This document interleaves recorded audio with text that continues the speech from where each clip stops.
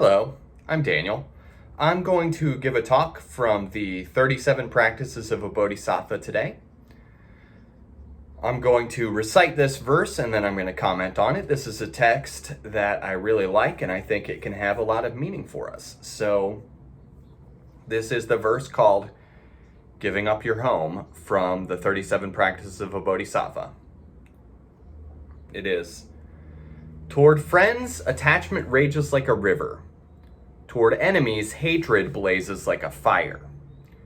Therefore, it is the practice of bodhisattvas to give up that home, where the darkness of stupidity, of forgetting what to accept and reject, prevails.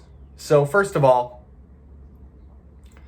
friends and enemies, I don't take that literally. I think that means things we like, and then things we don't like. And the darkness of stupidity is like our inability to tell the difference, or our inability to tell what is good for us, what is bad for us, what we need, what we don't need. So, there's this teaching in Buddhism called the three poisons, and it's like the three things that get us the most mixed up in life. The three things that get us the most mixed up in life, the things that steal our joy the most. And they are usually translated as attachment, aversion, and delusion. Attachment, aversion, and delusion. So, and some people say greed, hatred, and delusion. And you can see in this version it was attachment, hatred, and stupidity. I like attachment, aversion, and delusion. And I will explain why. So, attachment is just, I have so many things I want. I have so many things I want and I'm upset when I don't get them. I have so many things I want and I'm upset when I don't get them. So an easy way to think about this is to think about money, because money is numbers and numbers have no end. So therefore there's no end to the amount of greed we can have. There's no end. There's no sense of enough at the end because there is no end, right? There's always more. And that is attachment. But it's also anything that we do too much. We give into our attachments too much. So it's overeating. It's eating way more than I need to. It is shopping and spending more money than I need to and collecting junk. All those things are attachment. Attachment is our obsession with having the things we want, and not just things, objects, but things, feelings too. It's always when we're always chasing the next thing, when we're not spending time being happy now, but instead we're always chasing the next thing. So it's attachment when my daughter, when we're having lunch, she says, "What are we having for dinner?" We're not even done having our food, and she's thinking about more food because she takes joy from food, and that's not good or bad, but to always be thinking about the next thing we're going to enjoy instead of being here enjoying this, well, that doesn't make us very happy, right? So that is attachment. It's when we're always chasing the next thing. It rages like a river. Sometimes we're really unhappy because we're spending a lot of time thinking about what we didn't get. Or we're thinking about how things are not quite good enough. So if you're a really good student and you've ever had the experience of getting an A- and being upset it wasn't an A+, that can almost be more upsetting than failing because you almost made it, right? That's attachment. Or if you had a performance review at work and you're upset because you got 90% instead of 100%, that is attachment. That is, well, this is good, but it's not good enough.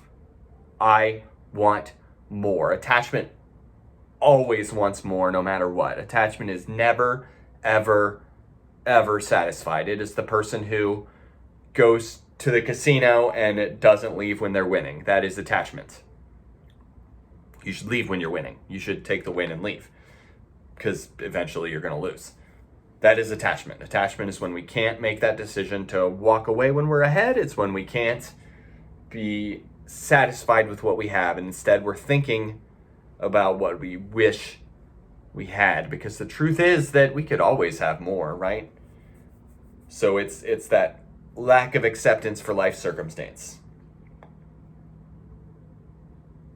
And when we learn how to be mindful, when we learn how to see things more clearly, then hopefully we can learn how to appreciate what we have instead of obsessing over what we don't have. It's like that song that says, love the one you're with. If you can't have the one you love the one you're with. And that, I almost didn't want to use that example because it's sort of like, in that song, you're discounting another person's feelings, right? Love the one you're with means, they're your second choice. But so instead of that, I would put that aside and say, love the situation you're in, because it's the situation you're in, right? This moment is the only moments. And if we're thinking all the time about other moments, then we can't appreciate what's happening now. And it can be really hard to appreciate what's happening now, especially when things are going bad, right? When there's a national quarantine or whatever. But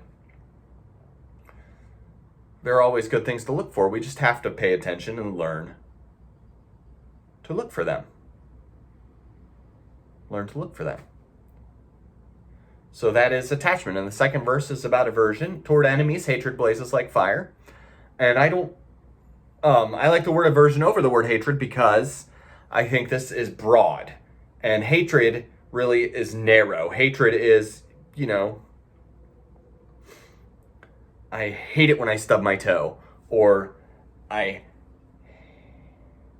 hate it when someone cuts me off in traffic, right? And aversion is more broad than that. It's not just things that make you have rage, but it's also things that are annoying.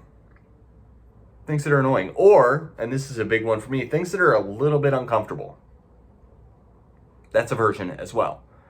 So it's all the things, whereas attachment is, I want that, I want more of that. Aversion is the opposite. It's, I want less of that. Get that away from me. So I don't like getting in elevators. I have an aversion to that. I don't like being stuck in traffic. I have an aversion to that, right?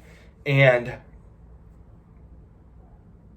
also, I don't like when there are lots of different sounds going on all at the same time. That bothers me, and I don't like it. And that's an aversion as well. Aversion is often something that doesn't actually matter that much. So we're not thinking about, like, I have an aversion toward dangling on the edge of a cliff. Well, of course you do, right? But no, it's things that are just, they bother us, but they're not, ultimately, they're not that important, right? I have an aversion to being stuck in traffic, but the truth is Kansas City traffic is not that bad. I'm not late to things because people are driving slow. It's just annoying to me. And that's what aversion is. And if you've ever had the experience of sort of one bad thing happens and it just fucks your day, it just ruins your whole day, that is when aversion is really a problem. It is when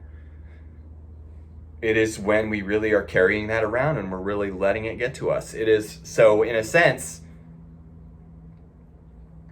our problem with attachment is we're not learning how to focus on the things that are good.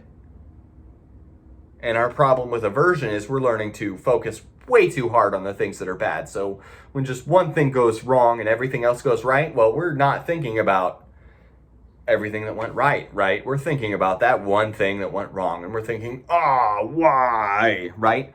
And that is what we do. We have that tendency. We have that incredible tendency to just fixate on the one bad thing instead of the 100 good things. That is, we have an incredible capacity to do that. And we can pick the bad thing out of a crowd if we need to. And that doesn't make us happy. So that is aversion. That is what we do. It's when we're thinking way too hard about the bad thing rather than just being in the situation we're in, because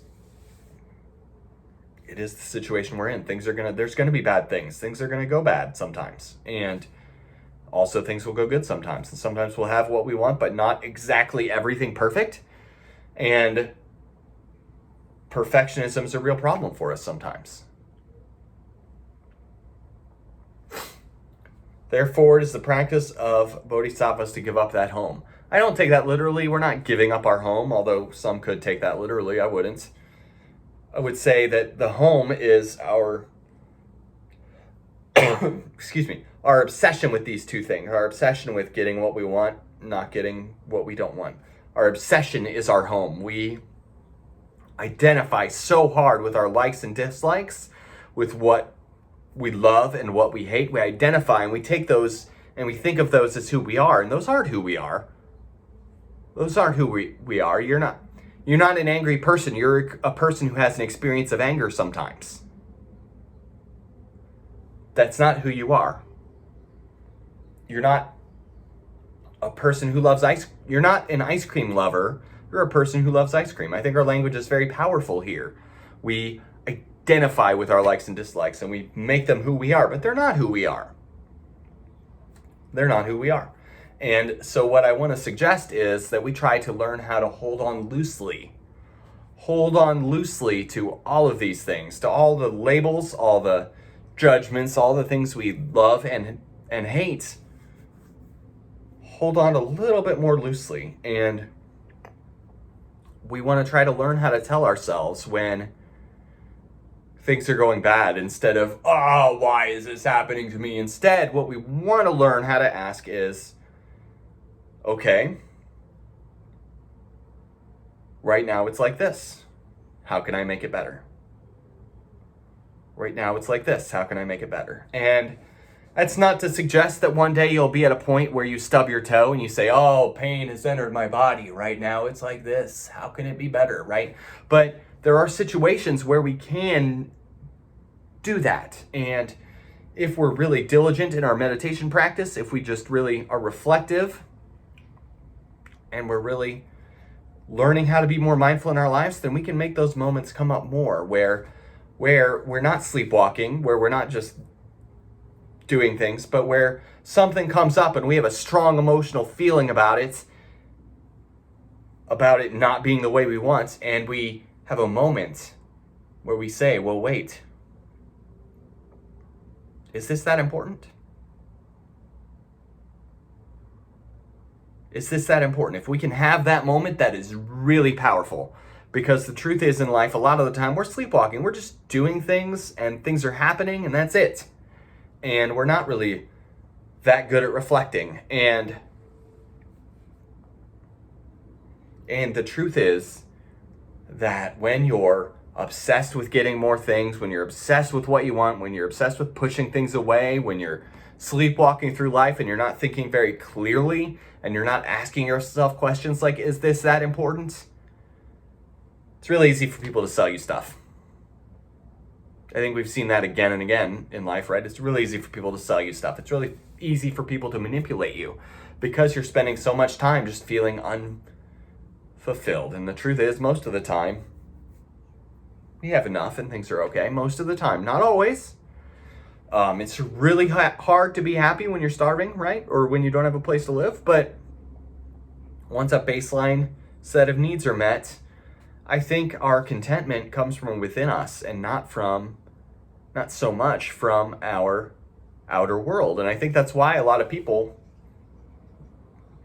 maybe not a lot, but a surprising amount of people get famous and successful. I'm thinking especially of the music industry. You get really famous and successful and then they find ways to wreck their lives or even kill themselves, because I think they get all the way there and they achieve all their goals and then they realize they're still not happy because it wasn't about achieving their goals.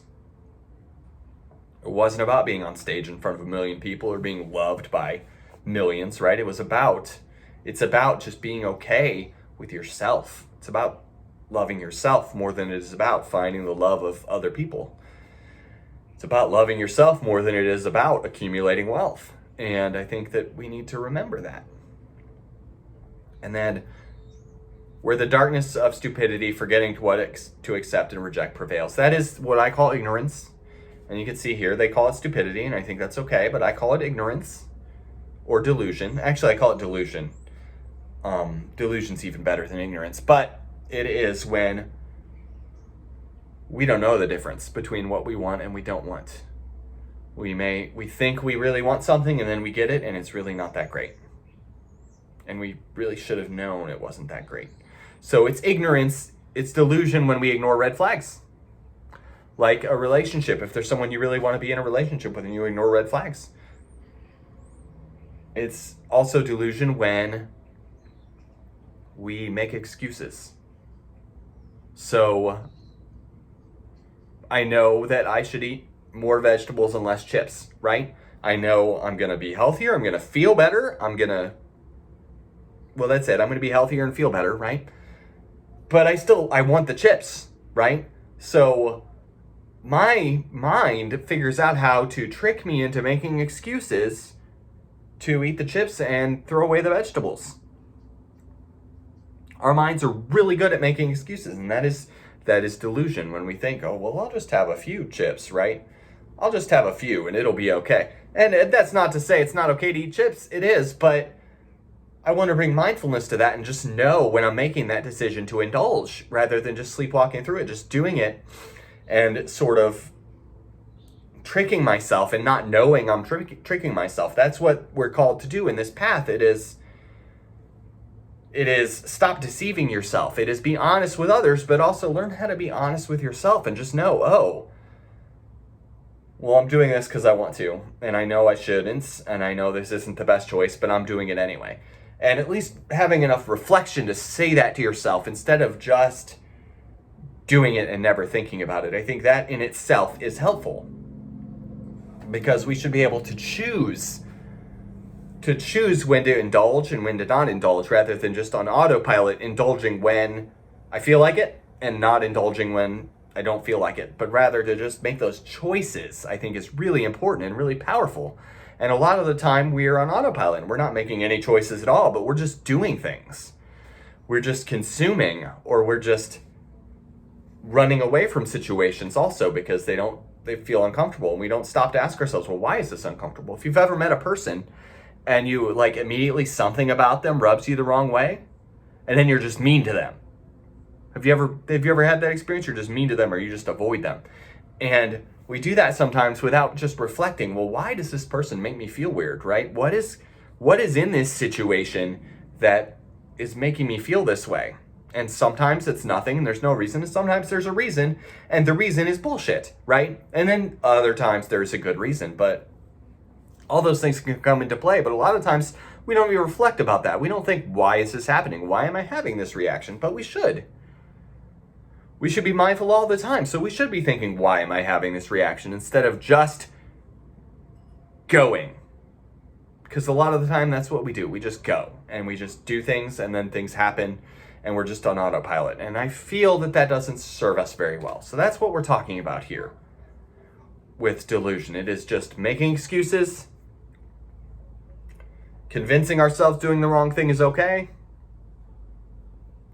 not examining our behavior.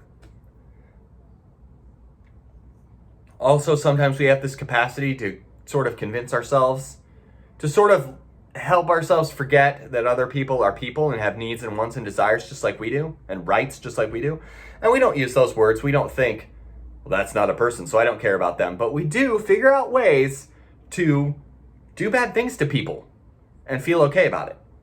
We figure out ways to do that because we're in delusion and we're convincing ourselves to forget that they're people. Although we wouldn't say that. We wouldn't say, this person's not a person, so I don't care about them. But we would convince ourselves, think of ways why this thing I'm doing is okay. Or worse than that even is just not doing it at all, not thinking at all, but just doing things. Just screw everybody else. I'm going to get what I want, right? And I think that's really harmful. I think it's a good thing if we're kind to others, if we take care of each other, if we help each other. I think the world needs that, and I think we need that. We need to make the world a better place. We are the ones we've been waiting for, and I think that it helps us a lot to just reflect and remember, oh, well, other people have feelings and needs and wishes and desires, and we're all in this together, and we're all the same, and everyone deserves your compassion. Everyone deserves your compassion because we're all in this together. Even when they seem like they don't deserve your compassion, I think they still do. So, that's all for today. Thank you for taking the time to watch this video. Have a good day.